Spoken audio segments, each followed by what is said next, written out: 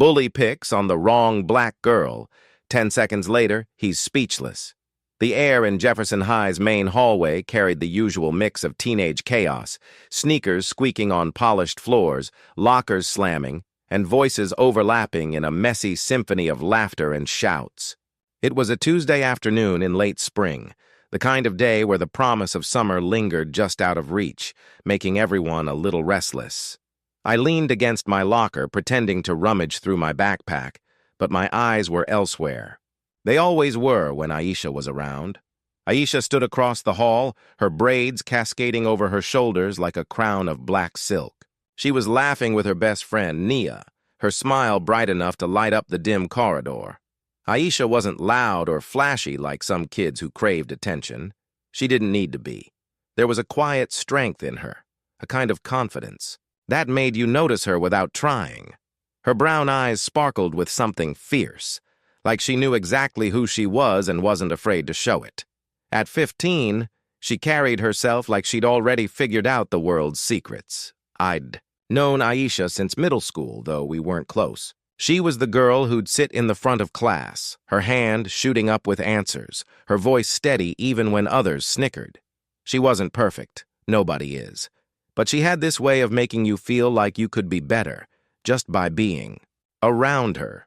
Maybe that's why I always watched her, wondering what it was like to be so sure. But not everyone saw Aisha the way I did. Some people, like Marcus, saw her confidence as a challenge. Marcus was Jefferson High's resident bully, a junior with broad shoulders and a mean streak wider than the football field. He wasn't just big, he was loud, always surrounded by a pack of followers who laughed at his cruel jokes and egged him on. Marcus didn't pick fights with just anyone. He targeted the kids who stood out, the ones who dared to shine a little, brighter than he liked.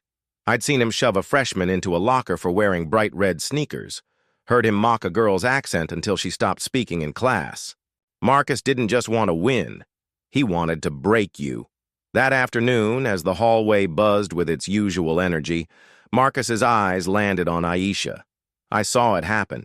The way his gaze narrowed, his lips curling into a smirk that promised trouble. My stomach twisted. Not her, I thought, gripping the strap of my backpack. Not today. Hey, Aisha. Marcus's voice sliced through the noise, sharp and mocking.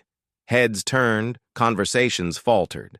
The hallway, packed with kids heading to their next class, seemed to pause, like the world was holding its breath. What's with those braids? You think you're some kind of queen or something? Aisha froze mid-laugh, her smile fading but not disappearing. Nia, standing beside her, muttered something under her breath, her eyes darting nervously between Aisha and Marcus. The crowd parted slightly as Marcus strutted forward, his sneakers thudding against the floor. He was taller than Aisha by a good foot, his shadow falling over her like a storm cloud. I wanted to do something, say something, but my feet stayed glued to the ground.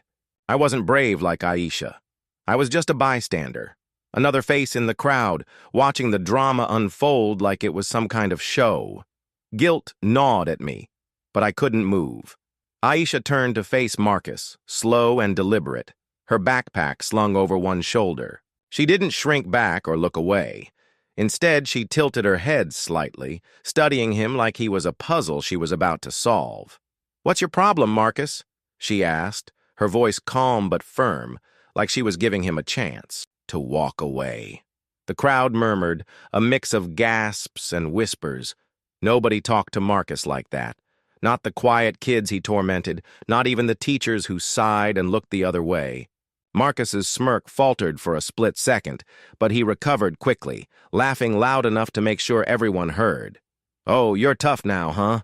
he said, stepping closer. "Think you're better than me?" He was close now, too close, his hand twitching like he was itching to prove a point. Aisha didn't flinch. Her eyes locked onto his, steady and unyielding, like she could see right through him. "I don't think I'm better," she said, her words clear and deliberate. "I just know I'm not scared of you." The hallway went quiet, the kind of quiet that makes your skin prickle. Marcus's face twitched, his confidence cracking just enough for me to notice. He wasn't used to this. Someone standing their ground. Someone refusing to bow. His friends shuffled behind him, unsure, their usual cheers replaced by uneasy glances.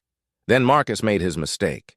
He reached out, quick as a snake, and flicked one of Aisha's braids, hard enough to make her head jerk to the side. A collective gasp rippled through the crowd. Nia stepped forward, her fists clenched, but Aisha held up a hand, stopping her friend without breaking eye contact with Marcus. That's when it happened. 10 seconds, that changed everything. Aisha's hand shot up, catching Marcus's wrist mid-air. Her grip was tight, her fingers like steel. And for a moment, Marcus looked confused, like he couldn't believe she'd dared to touch him. His smirk vanished, replaced by a flicker of something I'd never seen in him before. Uncertainty. Don't touch me, Aisha said, her voice low and sharp, each word cutting through the silence like a blade. She didn't yell, didn't scream. She didn't need to. Her eyes did the talking, burning with a fire that made Marcus freeze. The crowd was silent now, every eye locked on the scene. Marcus tried to pull his arm back, but Aisha held firm, her strength surprising him and everyone else. For a kid who spent his days pushing others around, he wasn't ready for someone who could push back. With a quick twist, Aisha let go, stepping back just enough to show she wasn't backing down, but she wasn't escalating either. It was a warning, not a fight. Marcus stumbled slightly, his balance thrown off, his face flushing red. He opened his mouth, but no words came out. For the first time, he looked small, like a balloon that had lost its air. Aisha didn't smile or gloat. She just stood there, her head high, her eyes still locked on his. "You think you're big, Marcus?" she said, loud enough for everyone to hear. "You're not. You're just loud, and I'm not here for your nonsense." The hallway erupted. Whispers turned to murmurs, murmurs to cheers. A few kids clapped, others laughed. Not at Aisha, but at Marcus, who stood there speechless, his hands hanging uselessly at his sides. Nia grinned, looping her arm through Aisha's as they turned. To walk away, their heads held high. The crowd parted for them, some kids even nodding in respect. I watched Marcus, waiting for him to do something, yell, shove someone, anything to save face. But he didn't. He just stood there, his eyes darting around like he was searching for a way out. His friends didn't rush to his side. They didn't laugh or cheer him on. They just shuffled away, leaving him alone in the middle of the hallway. The bell rang, sharp and loud, snapping everyone back to reality. Kids scattered, heading to class, their voices buzzing with what they'd just seen. I stayed by my locker. A moment longer, my heart pounding, not from fear but from something else. Admiration, maybe, or hope. Aisha hadn't just stood up to Marcus. She'd shown everyone what it meant to stand tall, to refuse to let someone dim your light. As I walked to my next class, I couldn't stop thinking about her. Aisha wasn't just strong. She was fire, quiet, steady, but ready to blaze when it mattered.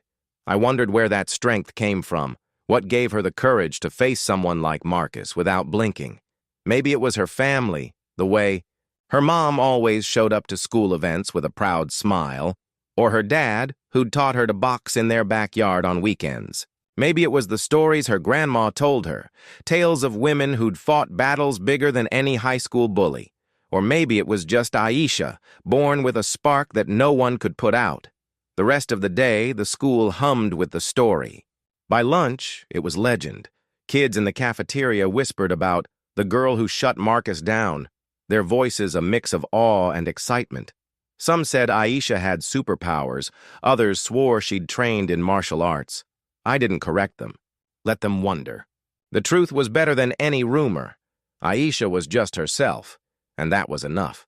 Marcus, though, he was different after that. He still walked the halls, still tried to act tough, but something had shifted. His laugh wasn't as loud, his smirk not as sharp.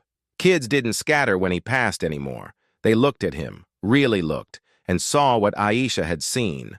A boy who wasn't as big as he thought. Weeks later, I saw Aisha in the library, her nose buried in a book about civil rights leaders.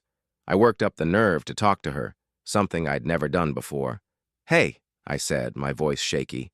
"That thing with Marcus? That was incredible. She—" looked up, her smile soft but real. "Thanks," she said. "I just got tired of him thinking he could do whatever he wanted." I nodded, not sure what else to say. But as I walked away, I felt different, like a little of her fire had rubbed off on me. Maybe I wasn't ready to face a bully head-on, but I could try to be braver, to speak up when it mattered. Aisha had shown me that courage wasn't about being fearless. It was about choosing to act, even when you were scared. That moment in the hallway stayed with me, a spark that grew into something bigger. It wasn't just about Aisha or Marcus. It was about all of us, the ones who watched, the ones who stayed silent. Aisha had reminded us that we could choose differently, that we could stand up even if our knees shook. And in 10 seconds, 10 heart-pounding, world-shifting seconds, she'd changed Jefferson High forever.